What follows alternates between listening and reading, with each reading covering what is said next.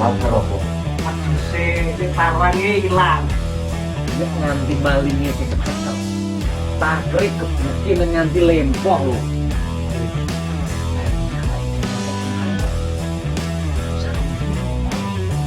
Wiwit sesuk rondane diganti.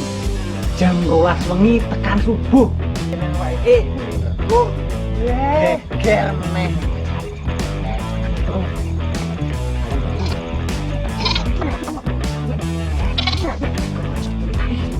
Ayo, dai iki malinge. Kene, malinge iki. Oh, iki malinge. Oh, berang-berang bengi marayaku ae kok. Dibuka le.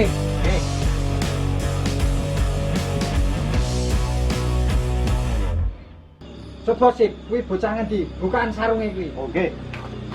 Wangi, Pak. Dibuka le. Nggih. Loh. Lagi Ini kowe doan. aku ora ngira. Kowe jebul sing dadi maling. Man di karepmu iki do kepiye? Saben bengi tak kira melu rondo jaga keamanan lingkungan wilayah kene kok malah dadi malinge. Kula niku dijak Suradi niki lho, Pak. Mungkin nameng tukang gerak dibayar harian. Kowe kuwi nek ngono Suradi iki sumbere masalahe kok. Pono wae. Oh, jebul kowe di dadi dalange maling ngene desa kene iki. Maling kok nek desane dhewe. Nek perlu mbok ning negara liya kono nek wani. Wis ping pira oleh muda nyolongi kuwi? Nembe ping 3, Pak. Niki pun kecekel.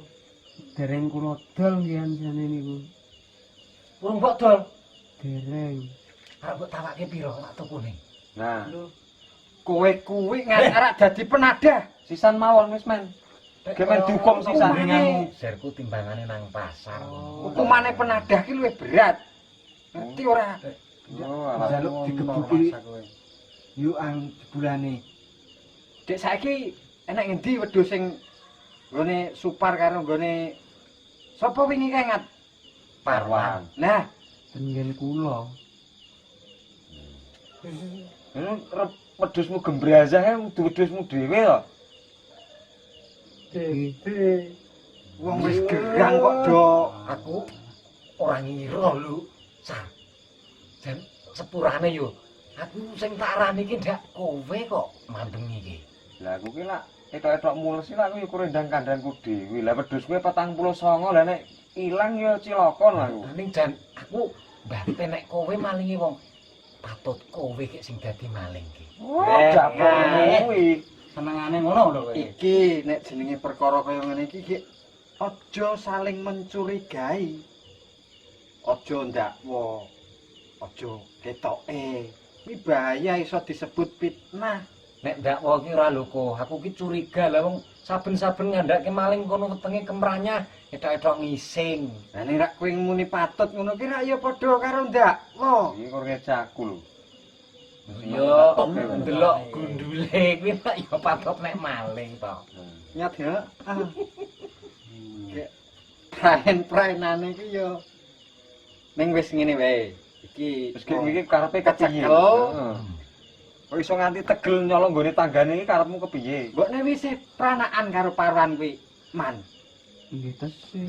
Lah Lah iya. gene kok Kowe iki apa saking do kepepet butuh tenan apa kepiye? Kok cukup duduk wae. kepepet butuh. Kula niku kepepet neh, Pak. Kan mongko sakniki niku kon ora metu, kon ora ndut gawe, gek karepe kon ora madang. Lah nggih ngelih. Kula dijak Suradi nggih manut. Wong sing dibayar harian kan gerak niku. Nggih kepripun Pak, wong kula niku pun boten gadah napa-napa ge.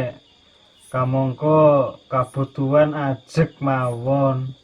Nggih kepeksa nyolong wedhus ngajak sampean. Oh, dadi kuwi to perkarane. Yo, pancen aku sing kleru. Nganti ora nggatekke wargaku. Ning yo ora ngono kuwi carane. Ora kudu nyolong.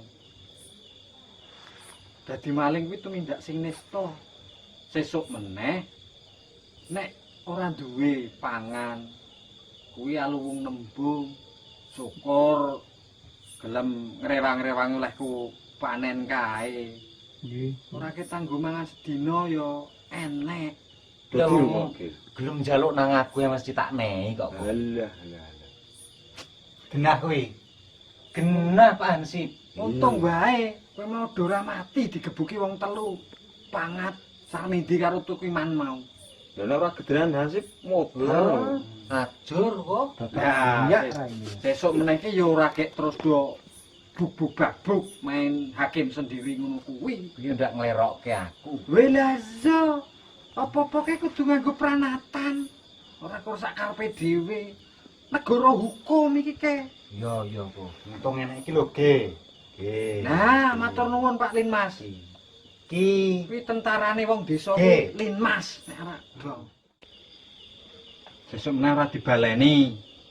Gek. Do njaluk ngapura. Desa nampa ora iki? Yo nek njaluk yo mesti di ngapura. Lah gur do meneng wae ya ora tak ngapura. Iya. Dok dirumake. Pose demang Pak Dukuh Ge. Sing penting njaluk ngapura karo Parwan karo Supar. Besok wedhuse dibelekke. Oh iya, wedhuse aja lali belekke. Isik ta wedhuse doan? Besi. Ora gek neng mburi kangsenan karo pangat, ngerti-ngerti transaksi. Pangat kuwi melu digebuki sisan. Weh, kowe kuwi. Nggih kula nyuwun pangapura Pak Dukuh kalih sedaya sing wonten mriki.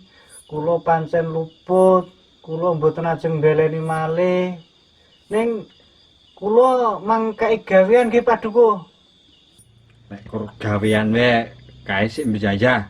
Sesuk ngewangi ngulehke jagung etan desa kuwi. Sing ngepeki barang sing separo. Nanti do tuwuh, golek tenaga ora pethuk. Cah loro kuwi sisan sesuk. Oh nggih Pak, matur nuwun sanget. Semanten ugi kula Pak Dukuh, kula nggih nyuwun pangapura kalih sedaya warga mriki. Kula nggih pun ngakeni luput. Nggih matur nuwun nek disukani damelan. Ngapunten Pak Limnas. Wah.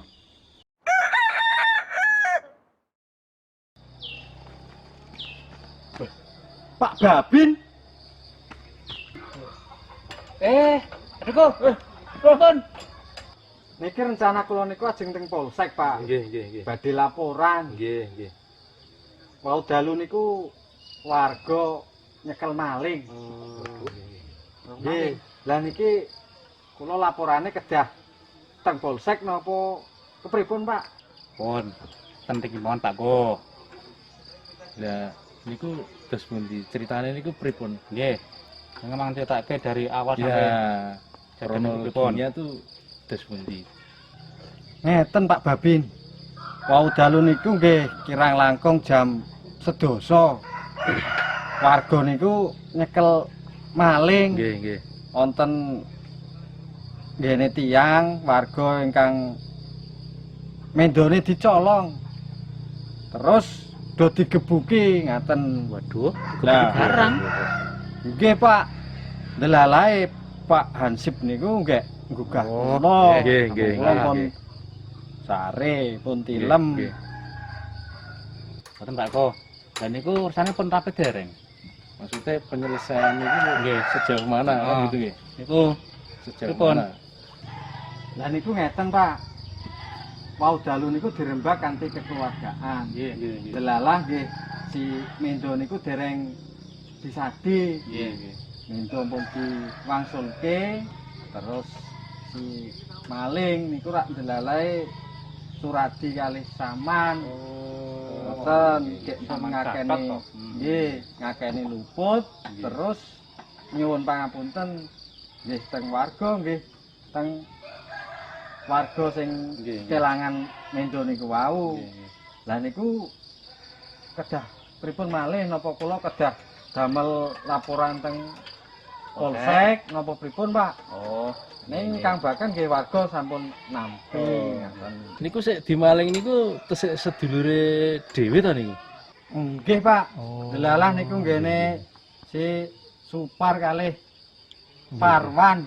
Tesih sedereke si Saman Kiambak. Bapak ngeten Pak nggih.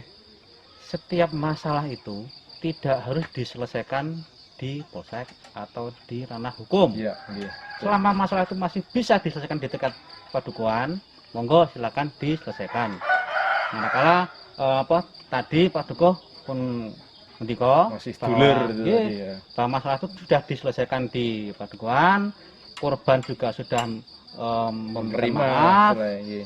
pelaku juga sudah memberi maaf, terus barang yang dicuri atau hewan yang dicuri sudah dikembalikan. Pun monggo yang jelas semuanya belah pihak sudah saling memaafkan. Tidak akan mengulangi lagi Ya. perbuatan. Yang jelas Nggih. itu si pelaku Nggih. tidak akan mengulangi lagi. Betul. Ya kan mengulangi nggih? Nggih, Pak. Paham Nggih. nggih? Nggih, paham Pak. Nggih. Nggih. Nek ngoten niki kula tak nyun pamit Pak. Nggih. Matur suwun sanget. Nggih. Sampun tampi laporan kula, sampun diparingi arahan-arahan Pak. Nggih. Nggih, ngaten Pak Go. Jadi terima kasih kami Pak Tirto, Nggih. mengucapkan terima kasih yang sebesar-besarnya Pak Dukuh dan warga sudah membantu tugas-tugas dari polisian dalam rangka menjaga Kamtibmas. Nggih, Pak. Atur terus sangat Pak Dukuh. Jadi sareng-sareng. Iya. Nggih. Jadi Nggih. sareng-sareng. Nggih, Pak. Nggih. Pun bareng nggih, Pak. Pamit dulu. Nggih, monggo. Durung. Pun Pak nggih. Pun. Beres. Coba sih. Kalau anyar nih.